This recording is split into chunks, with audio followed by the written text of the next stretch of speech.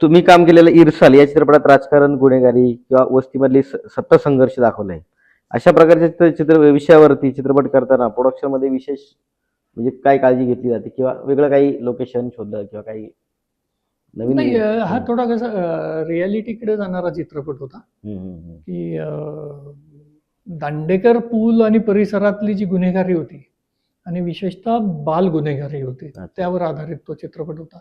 मुलं कसे वेगवेगळ्या पद्धतीने शिक्षण वगैरे सोडून गुन्हेगारीकडे झुकतात असं. बरोबर आहे. अशा ह्याच्यात निर्मात्यांची मागणी होती की त्यांना रिअल लोकेशन होतं.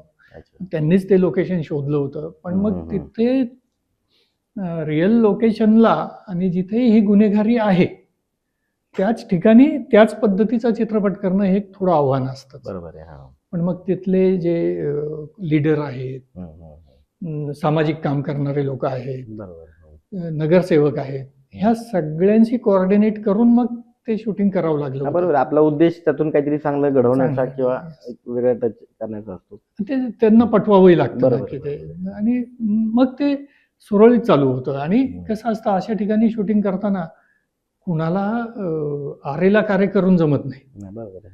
म्हणजे बाबापुता करूनच ते काम करावं लागतं. तिथे आपण खूप लो लेवलला जावं लागतं.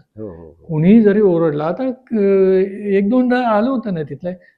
नॅचरली अशा वस्तीमध्ये संध्याकाळी दारू पिऊन लोक असतात आणि एकदा दारू पिली की ते लोक ऐकायला तयार होतात. मग कोणी येऊ द्यात समोर. बरोबर. पंतप्रधान आले तरी ते त्याला ऐकणार नाहीत.